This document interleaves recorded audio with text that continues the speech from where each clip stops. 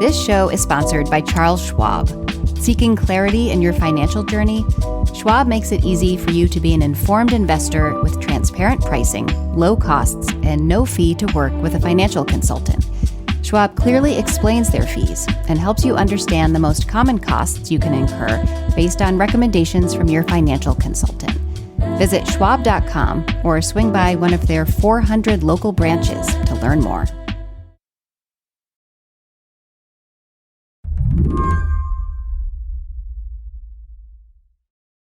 Yesterday afternoon, at a courthouse in Washington, D.C., Federal District Judge Tanya Chutkan took the extraordinary step of placing a gag order on Donald Trump, limiting the First Amendment rights of the former president.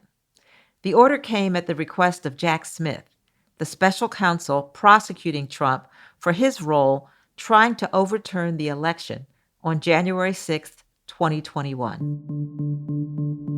Smith said the order is necessary because Trump keeps attacking prosecutors, court officials, and even potential witnesses. This could influence the trial and taint potential jurors. But Smith is also concerned with the possibility Trump's rhetoric could inspire violence. If there's anyone who might be desensitized to the violence and vitriol in modern U.S. politics, it's Robert Pape.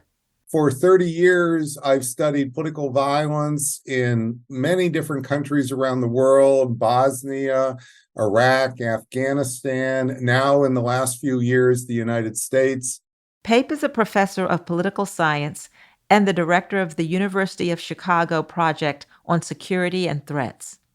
I asked him if, even after all these years, he ever finds himself shocked by something a politician might say. Almost in every speech from Donald Trump, there are things that will give me pause. The former president has been fluent in outrageous language well before he ever entered politics. As a first-time candidate in 2016 and then president, Trump was constantly testing the limits of acceptable speech. I love the old days. You know what they used to do to guys like that when they were in a place like this? They'd be carried out on a stretcher, folks. Like to punch him in the face, I'll tell you.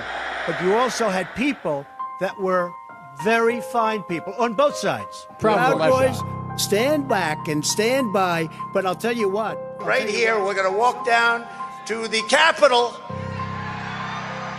because you'll never take back our country with weakness. You have to show strength and you have to be strong.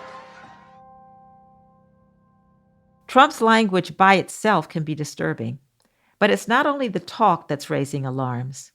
We're seeing an actual spike in acts of political violence taking place in the U.S. A Reuters investigation from August found that attacks began to go up in 2016 after Trump first got into politics. Some of these incidents never received national media attention, like the Trump supporter in Ohio who killed his neighbor last year because he was a Democrat. Others were unavoidable. The mass shooter in Buffalo who targeted black shoppers, leaving 10 dead in 2022. The home invasion and violent attack at Nancy Pelosi's house in San Francisco. And just this weekend, a 6-year-old Palestinian-American boy was stabbed to death in suburban Chicago. The sheriff says that the killing was a hate crime motivated by ongoing events in the Middle East. What's alarming is that, in recent weeks, Trump has cranked up the language to a new, even more incendiary level. Very simply, if you rob a store, you can fully expect to be shot as you are leaving that store. Shot! But this is a disgrace, and you ought to go after this attorney general because she's turning off. Then there was the time last month when Trump mused on Truth Social that maybe General Mark Milley, the retired Joint Chief of Staff, should be executed. To have him directly call for the death of our highest ranking military officer, that caught me. I had to say that was definitely an extreme moment. Today on the show, Donald Trump is within striking distance of the presidency again. As he takes to the stump in the lead up to the 2024 election, will his violent rhetoric stir up more real-world violence? I'm Mary C. Curtis, in for Mary Harris. You're listening to What Next? Stick around.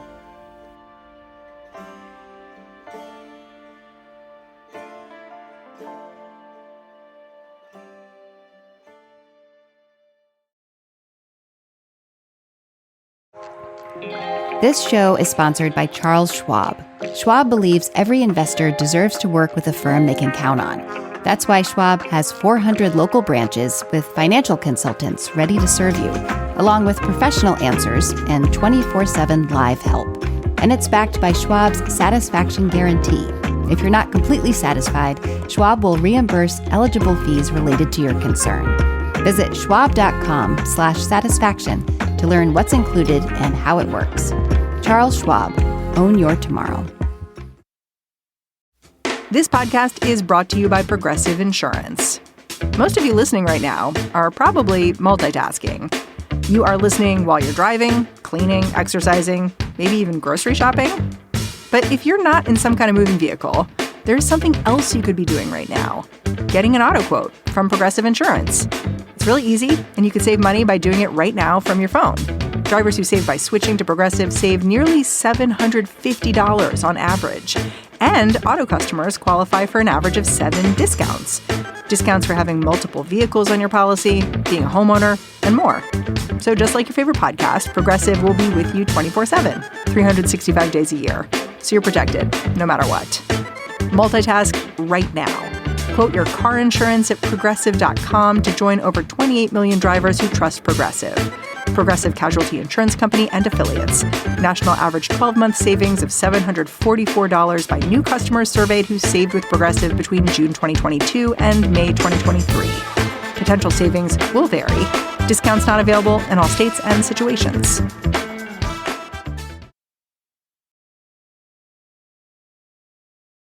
You had some research come out recently in June that took a close look at the support for political violence. What did you find? So we have been conducting quarterly surveys of support for political violence in the general U.S. population since June of 2021, so well over 2 years. And we ask a key question, which is, do you agree, disagree, that the use of force to restore Donald Trump to the presidency is justified? And this gets us a lens into how much radical and violent support there is for Donald Trump in the country at any point in time. And essentially what you saw is in the summer of 2021, 10% of the public agreed with that question. That's really quite an astounding number of people. But it started to fade in 2022, and especially over the summer during the January 6th committee hearings. What we saw is that the trajectory, which had been declining through April of 2023, around the timing of the Trump indictments, reversed. And it reversed starkly, almost doubling from 4.5% to nearly 7%. Now, why is this support for violence increased? Would you tie it directly to the indictments? Any other things going on? Yeah, so when you do these quarterly surveys, we do them every 3 months. So what happened in that 3-month period between April and the end of June? Number one, Tucker Carlson was fired on Fox News, and he was taken off that big platform he had 5 days a week. He was a big megaphone. This was clearly incendiary rhetoric. So number one, we can say, not just like intuitively, but this data tells us that the firing of Tucker Carlson really did not have an effect in lowering support for violence. What was the other major thing that happened during that 3-month window that would be a national phenomenon? It was multiple Trump indictments. We can't say dispositively this is the cause, but very likely what we are seeing is that the indictments of Donald Trump have radicalized the support, especially the violent support for Donald Trump. It's radicalizing both Republicans and Democrats in opposite directions. Will you say that the radicalization is greater on one side or another because you say it's on the left as well? So how would you gauge that? Well, what we see in actual violent attacks in the last several years is more violent attacks that are occurring by right-wing perpetrators than left-wing perpetrators. There are some by left-wing, by the way, but it's mostly been on the right. And we also see that we have incendiary violent rhetoric by Donald Trump that is dovetailing with violent support for Donald Trump. But what has Joe Biden's rhetoric been like? It's not been incendiary. It's been the opposite. It's been extremely calming. A good example is the speech he gave when the Supreme Court reversed the decision on Roe. President Biden on that day, he condemned the decision by the Supreme Court, but he added a big, huge paragraph condemning any political violence that would occur by the left. Well, that's very different than the incendiary rhetoric of Donald Trump, who is encouraging violence and then saying elections are so rigged they may not matter. It doesn't mean that people on the left would never be prone to violence, but there's not been that toxic combination of the leaders' incendiary rhetoric supporting violence with the public's inclinations to support it as well. We haven't seen that as on the left, anything like the same degree we've seen this on the right. Mm-hmm. Does supporting political violence mean that a person is more likely to engage in political violence? I'm trying to ask, Bob, is there a link here? So we need to be careful not to draw a one-to-one link where we say support for political violence equals violent behavior.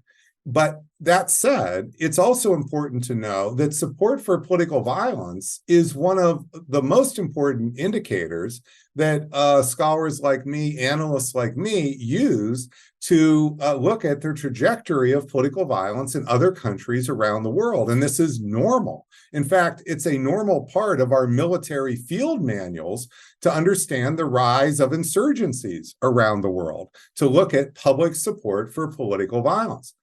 And why is that? It's because the more public support there is for political violence, the more that tends to normalize violence in a society.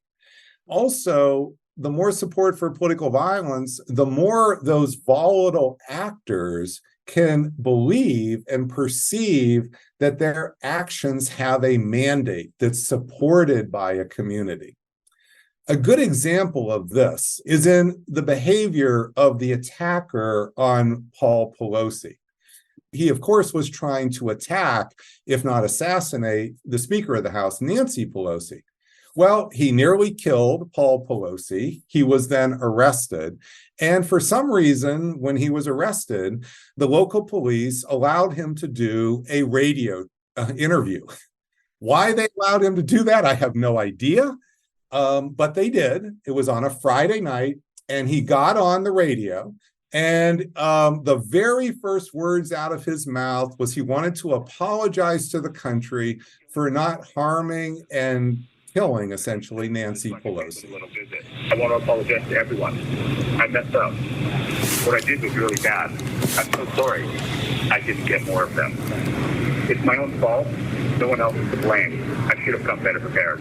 And that only could make sense as if he thought there was a willing public wanting that action to happen. You'll recall in the days after the Pelosi attack, there were many Republican political leaders and media hosts who were doing jokes about this. Well, what that's doing is it's creating the perception of the support for political violence and violent actors, and they're volatile. So I'm not saying this man was not a volatile actor to begin with, but they can be pushed over the edge. Last month, at a campaign rally in San Francisco, Donald Trump took a cheap shot at Paul Pelosi. And we'll stand up to crazy Nancy Pelosi, who ruined San Francisco. How's her husband doing, by the way? Anybody know? And she's against building a wall at our border, even though she has a wall around her house, which obviously didn't do a very good job. Trump has never shied away from low blows at political rivals. But the former president's rhetoric seems to amp up when his targets are people of color. He's lobbed personal attacks against Letitia James, New York State's Black Attorney General. And last month, during an interview with a right-wing podcaster, his comments about immigrants drew a comparison to Hitler. Nobody has ever seen anything like we're witnessing right now. It is a very sad thing for our country. It's poisoning the blood of our country. It's so bad, and people are coming in with disease. People are coming in with I asked Bob how these comments might impact an already volatile political climate. What we find is that the supporters of violence for Trump, that is the radical support for Trump, is really tied to two sets of beliefs. Beliefs number one are fear of the Great Replacement. The idea that the Democratic Party is deliberately replacing the white electorate with a non-white third world electorate. And that idea of the Great Replacement, Mary, has been a conspiracy theory on the right for many, many decades, clearly about race, without a doubt.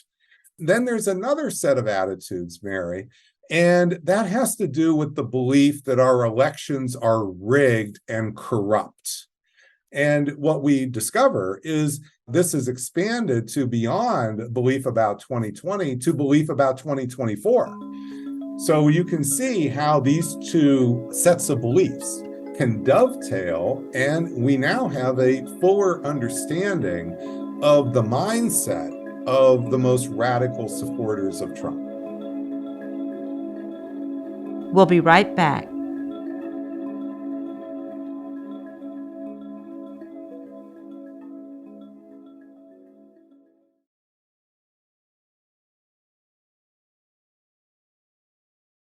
You've brought up 2024. Right now, you said Trump is winning. Will it get worse if he starts to lose and gets increasingly desperate? As violent as Trump's rhetoric has been in recent months, he has still not given a full-throated speech in front of a mobilized crowd to launch them into an assault in any way. That's what happened on January 6th. Donald Trump called a group of people, gave them weeks to assemble, and then for an hour and 10 minutes, he gave an incredibly incendiary speech that was directing them to go down the avenues directly into the Capitol.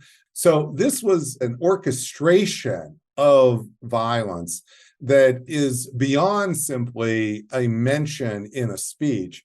He is now by far the leading candidate for the nomination by the Republican Party. And in fact, he's encroaching into some of the independent support of President Biden.